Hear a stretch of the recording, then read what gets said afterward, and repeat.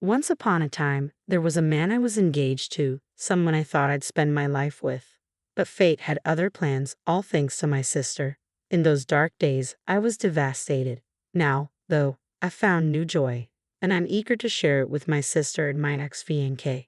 My name is Catherine. I'm not stunningly beautiful, just an ordinary office worker. But once upon a time, there was a man named Bob who had promised to marry me. Bob was the handsome type with a career in a prestigious firm, the kind of guy people call the catch. We were blissfully happy in a way that made me believe it would never end. But then life's cruelty intervened. I never did marry Bob, all because of my sister. My sister's name is Sophie, and she has always had a keen interest in fashion, which she maintains to this day. Unlike me, Sophie has always been meticulous about her appearance and has always been naturally beautiful. As a result, she attracted attention from boys since middle school and even had a stint as an amateur model for a fashion magazine. Sophie harbored dreams of becoming a professional model. Meanwhile, after graduating from college and settling into a routine job at a regular company, I found myself invited to dinner by a business associate named Bob. Over time, we got to know each other better through these dinners, and unexpectedly, something began to develop between us. That evening, Bob invited me out to dinner after work. I accepted without hesitation, enjoying his company. On our way back, Bob surprised me by confessing his feelings. Though taken aback, I realized I had feelings for him too, and so began our relationship. A year later, Bob proposed, and I happily accepted. Shortly after our engagement, Bob and I visited my parents to share the news. They were delighted, and discussions about wedding plans filled our home with joy. However, not everyone shared in our happiness. That person was my younger sister, Sophie. Sophie was shocked to hear about my engagement, and even more so when she met Bob. Always popular and admired for her looks, Sophie had a history of dismissing my more reserved romantic life. "I don't want my embarrassing sister to ruin my reputation," she would often say. Seeing me, whom she considered less socially adept, marry a successful man from a prestigious company before her seemed to bruise her pride deeply. Yet I remained unaware of Sophie's true feelings, oblivious to her subtle disdain. Looking back, I should have noticed her demeanor then.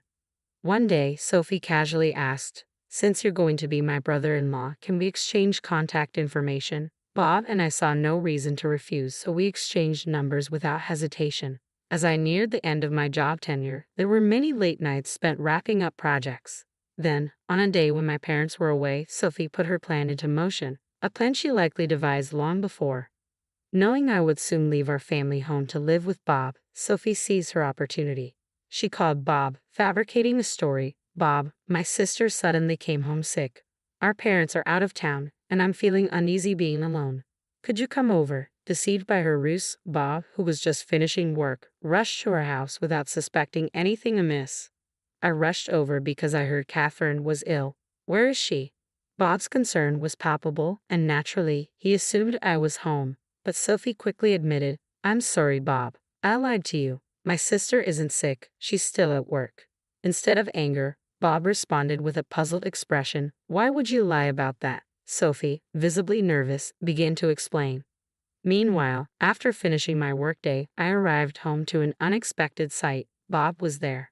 Despite the surprise, I greeted him cheerfully. "Oh, you're here. What's up?" Little did I know, this moment would soon bring the deepest despair and sadness I had ever known.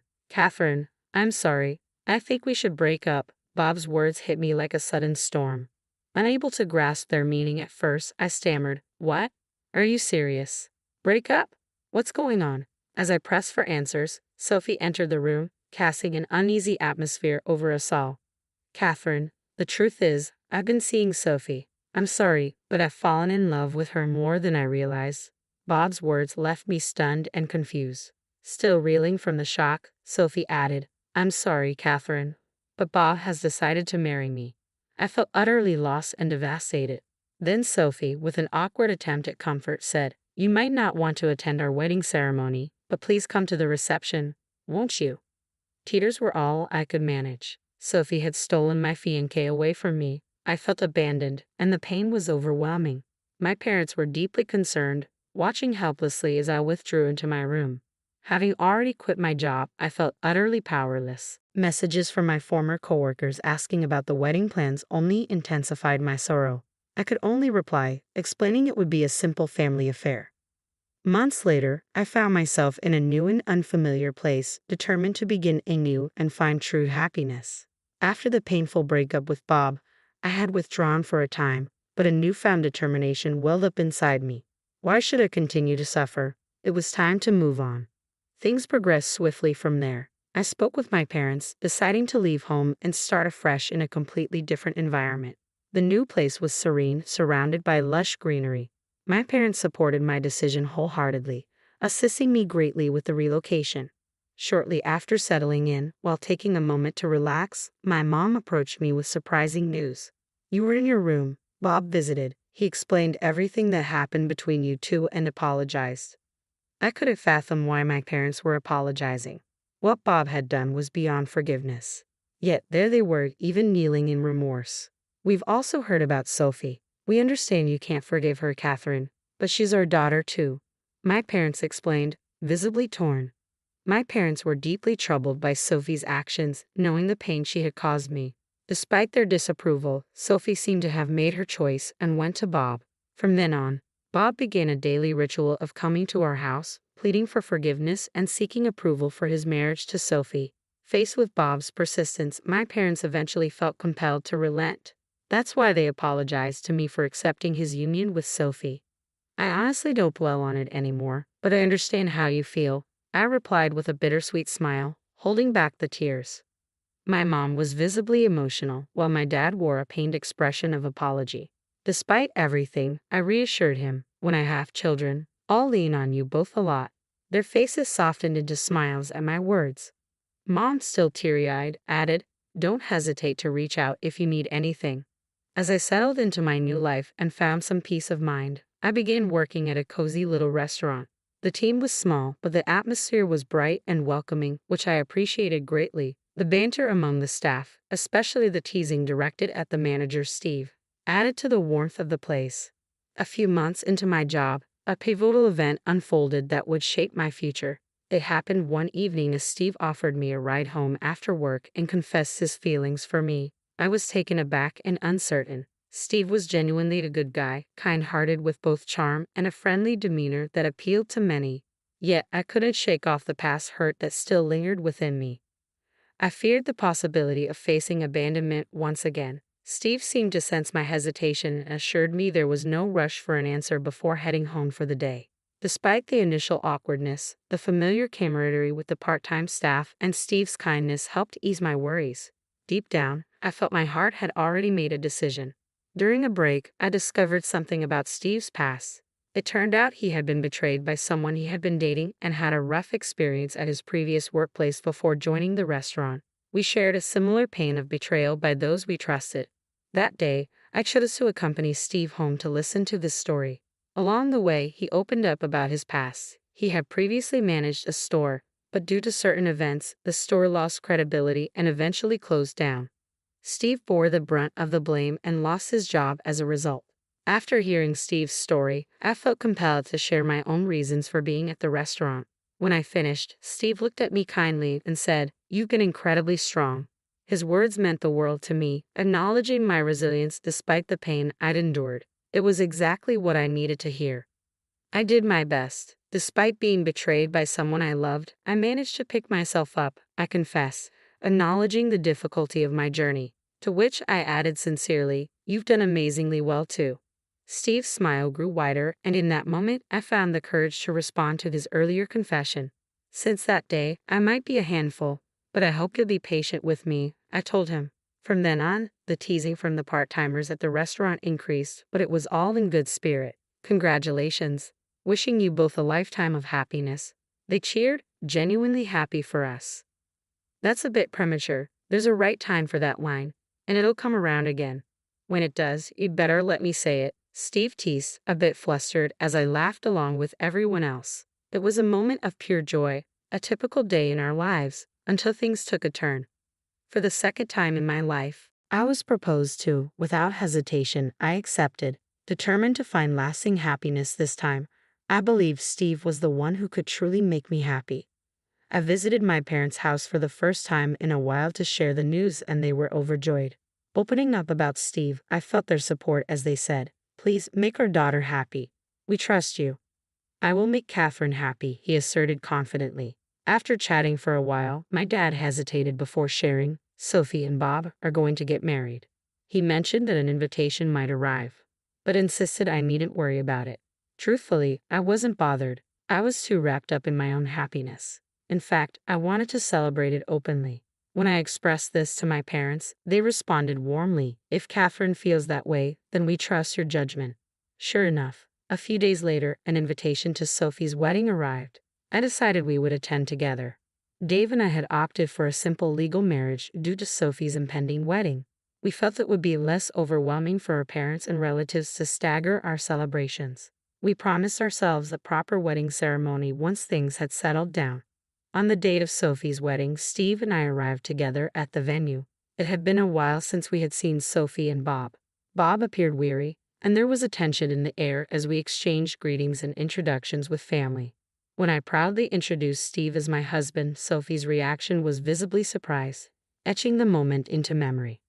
During the event, I found myself wanting to ask Bob about what had transpired between him and Sophie on the day when neither my parents nor I were present.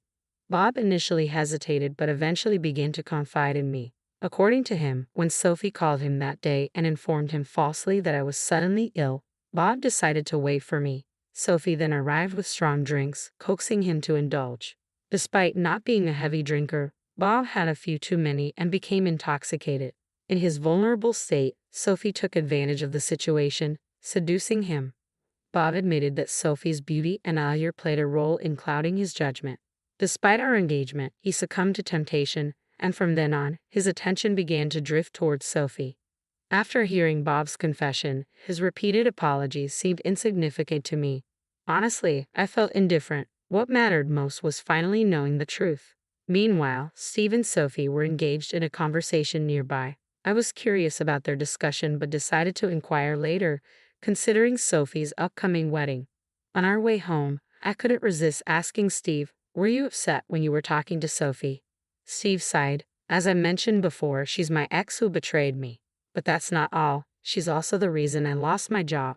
I was taken aback. It felt like such a small world, and learning that Sophie was directly responsible for the closure of Steve's shop added another layer of shock. I delved deeper into the situation. It turned out that a few months into Sophie's relationship with Steve, she had an affair with a designer. Sophie believed dating someone in the modeling industry would be more advantageous, despite already being with Steve. When Steve discovered this by chance, he understandably confronted Sophie. However, instead of remorse, Sophie became angry and the relationship ended abruptly.